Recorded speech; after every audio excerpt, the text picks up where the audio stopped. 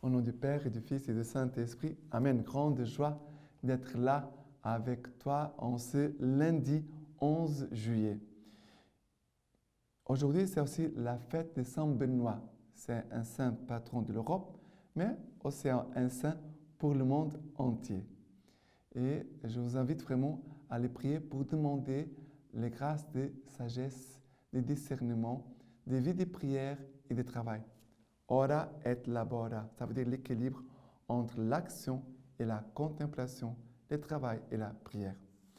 Et aujourd'hui, la première lecture, c'est Isaïe chapitre 1er, à partir du verset 10.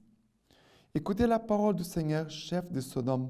Prêtez l'oreille à l'enseignement de notre Dieu, peuple de Gomorrhe. Qui m'emporte vos innombrables sacrifices, dit le Seigneur. Je suis rassasié des holocaustes, des béliers et de la graisse des veaux. Au son des taureaux, des agneaux et des boucs, je ne prends pas plaisir. Quand vous venez vous présenter devant moi, qui vous a demandé de fouler mes parvis? N'apportez plus d'oblations vaines. C'est pour moi une fumée insupportable. Néoménie, sabbat, assemblée. Je ne supporte pas fausseté et solennité. Vos néoménies, vos réunions, mon âme les hait. Elles me sont un fardeau que je ne suis là de porter. Quand vous étendez les mains, je détourne les yeux. Vous avez beau multiplier les prières, moi je n'écoute pas. Vos mains sont pleines de sang. Lavez-vous, purifiez-vous. Ôtez de ma vue vos actions perverses. Cessez de faire le mal, apprenez à faire le bien. Recherchez le droit, redressez le violent. Faites droit à l'orphelin, plaidez pour la veuve. Alors, ici, le Seigneur, et ce passage, le titre c'est « Contre l'hypocrisie ». Et le Seigneur commence en disant « Écoute, écoute, Sodome, Gomorrhe », ça veut dire que ce sont les villes des péchés, Gomorrhe et Sodome. Mais le Seigneur, il dit « Vos sacrifices, je n'aime pas. Vos prières, je n'aime pas. » Et le Seigneur, il dit n'apportez plus d'oblations vaines. C'est pour moi une fumée insupportable. Ça veut dire les offrandes. Le Seigneur dit, pour moi, c'est insupportable. Néoménie, sabbat, assemblée, je ne supporte pas fausseté et solennité. Vos néoménies, vos réunions, mon âme les hait. Elles me sont un fardeau que je suis là de porter. Quand vous étendez les mains, je détourne mes yeux. Ça veut dire que le Seigneur ne supporte plus voir les mensonges, l'hypocrisie de son peuple. Le Seigneur dit, je ne supporte plus. Et qu'est-ce que le Seigneur nous demande à nous tous? Parce que chacun de nous doit se voir comme quelqu'un qui manque aussi de vérité. Même si je ne dis pas de mensonges, grâce à Dieu, tu ne dis pas de mensonges, mais c'est vrai que dans nos péchés, il y a une incohérence. Ça veut dire que je ne suis pas cohérent toujours envers la foi quand je fais des péchés. Et surtout, nous devons faire attention aux péchés qui sont visibles, que tout le monde voit. Non, bien sûr, nous devons faire attention à tous les péchés. Ça veut dire que nous devons lutter contre tout péché. Mais surtout les péchés que les autres vont voir. Nous allons rendre un mauvais témoignage de Dieu et de notre Église catholique. Le Seigneur nous invite, lavez-vous, purifiez-vous, ôtez de ma vue vos actions perverses. Cessez de faire le mal, apprenez à faire le bien, recherchez le droit, redressez les violents, faites droit à l'orphelin, plaidez pour la veuve. La parole de Dieu, elle est bien claire. Ça veut dire, apprends à faire le bien, cesse de faire le mal, et aussi faire le bien aux orphelins et aux veuves. Ça veut dire les plus petits, les démunis. Maintenant, les psaumes d'aujourd'hui, c'est le psaume 50, le psaume 50. Ce n'est pas tes sacrifices que j'accuse, tes holocaustes constamment devant moi. Je ne prendrai pas de ta maison un taureau, ni de tes bergeries des boucs.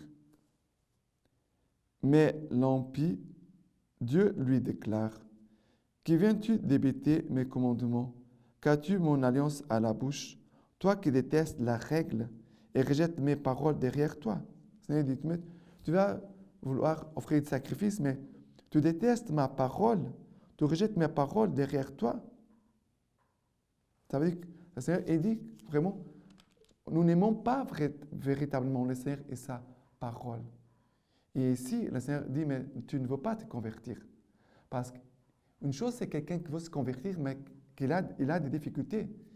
C'est difficile pour lui. Mais il est en train de lutter, faire des efforts. Il y a ceux qui ne font aucun effort pour se convertir. Le Seigneur parle de ces personnes-là.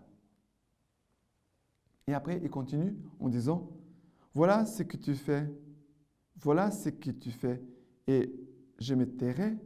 Penses-tu que je suis comme toi? Je te dénonce et m'explique devant toi. Qui offre l'action de grâce me rend gloire. À l'homme droit, je ferai voir le salut de Dieu. L'homme d'action de grâce, le Seigneur dit, me rend gloire.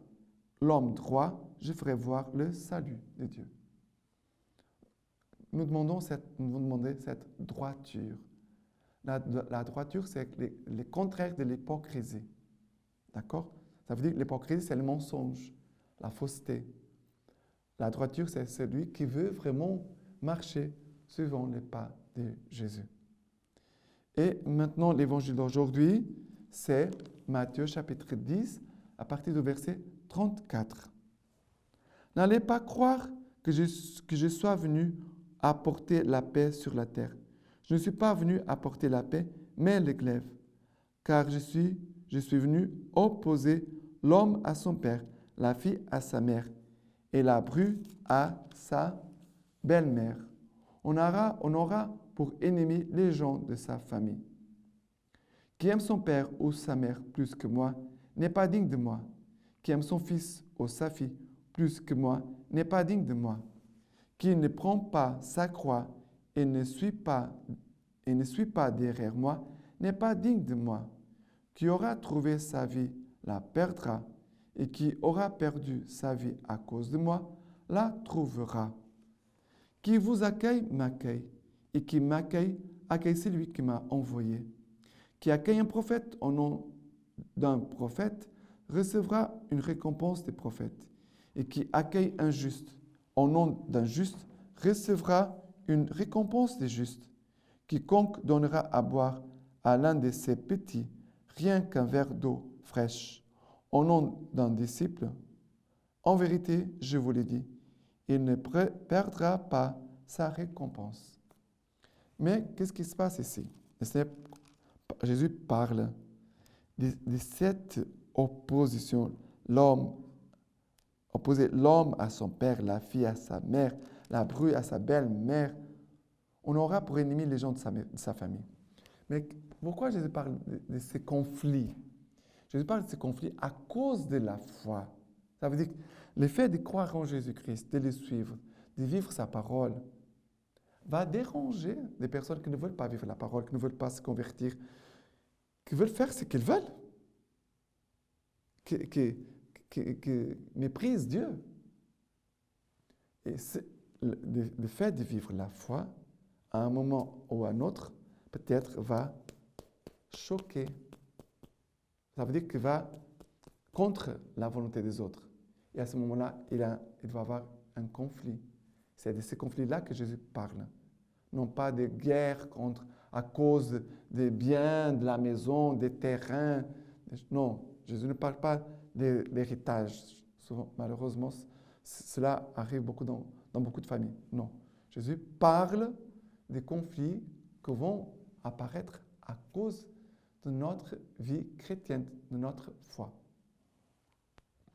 Et Jésus va dire aussi de l'aimer, de vraiment vivre la foi et de l'aimer au-delà de toute chose.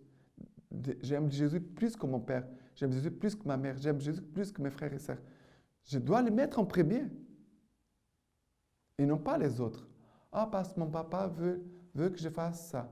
Mais cela, c'est un péché. Cela, ne correspond pas à la volonté de Dieu, tu vas le faire. Ah oui, je vais le faire. Non, non, non, tu dois dire non. Tu dois dire non. Qui aime son fils ou sa fille plus que moi n'est pas digne de moi. Qui aime son père ou sa mère plus que moi n'est pas digne de moi. Jésus parle de façon bien claire. Voilà que le Seigneur vraiment nous dit vraiment que nous devons l'aimer plus que tout. Voilà, c'est cela que nous devons garder aujourd'hui. Aimer Jésus au-delà de toute chose. Et le Seigneur qui voit notre cœur, qui voit notre droiture, notre désir, notre volonté de le suivre, le Seigneur ne va pas nous abandonner. Et pour cela, le Seigneur parle de la récompense. Il nous dit, je vous le dis, il ne perdra pas sa récompense. Voilà. Maintenant, que le Seigneur vraiment nous soutienne par sa grâce dans toutes circonstances. Et la lecture patristique d'aujourd'hui, dans cette fête de Saint Benoît, nous dit ceci. Seignons donc nos reins par la foi et la pratique des bonnes œuvres, sous la conduite de l'Évangile. Avançons dans ces chemins afin de mériter de voir un jour celui qui nous a appelés dans son royaume. Si nous voulons habiter dans le tabernacle de ce royaume, sachons qu'on n'y parvient que selon y court par les bonnes actions. Comme il y a un zèle amer, mauvais, qui sépare de Dieu et conduit en enfer, même il y a un bon zèle qui éloigne des vices et conduit à Dieu et à la vie éternelle. C'est ce zèle que les moines doivent pratiquer avec une ardente charité, c'est-à-dire ils s'honoreront mutuellement de leur prévenance. Ils supporteront très patiemment les infirmités d'autrui, tant celles du corps que celles de l'esprit. Ils obéiront à l'envie les uns aux autres. Ils obéiront à l'envie les uns aux autres. Nul ne recherchera ce qu'il juge utile pour soi, mais bien plutôt ce qu'il est pour autrui. Ils se rendront chastement les devoirs de la charité fraternelle. Ils auront pour Dieu une crainte inspirée par l'amour. Ils auront pour leur abbé un amour humble et sincère. Ils ne préféreront absolument rien au Christ qui veut nous conduire tous ensemble à la vie éternelle.